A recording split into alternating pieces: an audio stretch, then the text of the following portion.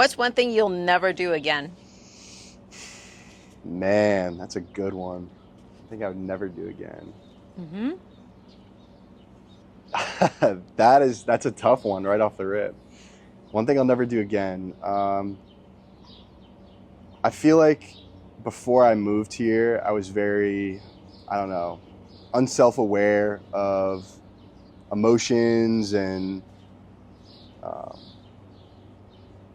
just kind of the way I carried myself. It that side of like the brain just I don't know how to explain this what I'm trying to say, but I guess I used to doubt myself a lot. Mm-hmm. I got into these mental, I guess, cycles where I would tell myself I couldn't do something. I would Intrusive believe thoughts? it.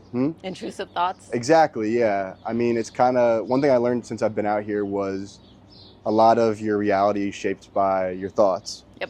So, I mean, it sounds ridiculous. Like, yeah, sure, how is that even possible? But it's true. You know, the more I would tell myself, like, I got this, I got this, I got this. You know, I mean, I've been in sales for last year, so it's not easy. So there, you know, there's days you got to pick yourself up, and I think in the past, an old version of me would have let myself get down. I would have kept myself in that frame of mind.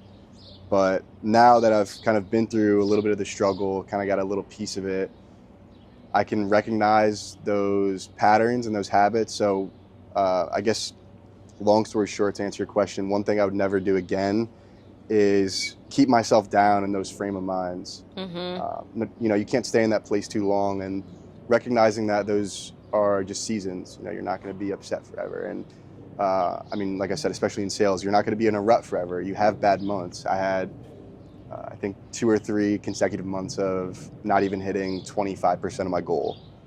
And then the next month, I hit like 10 grand, which was like way like 125% of my goal. It's 1 month. That's all it took. So just recognizing that, you know, although things around you might not be the best, it's not over, and you're always going to have another chance. And one thing that I've been living by since I've been here is it's impossible to fail if you don't stop trying, because at some point you'll succeed. So that's probably one thing I would never do again, is just I would never get down on myself for failing. It's always just a learning experience. That's so interesting that you talk about that intrusive thoughts. It's very clear, especially in the Bible, that we're not supposed to trust our thoughts or our heart, our feelings, because they change. They Mhm.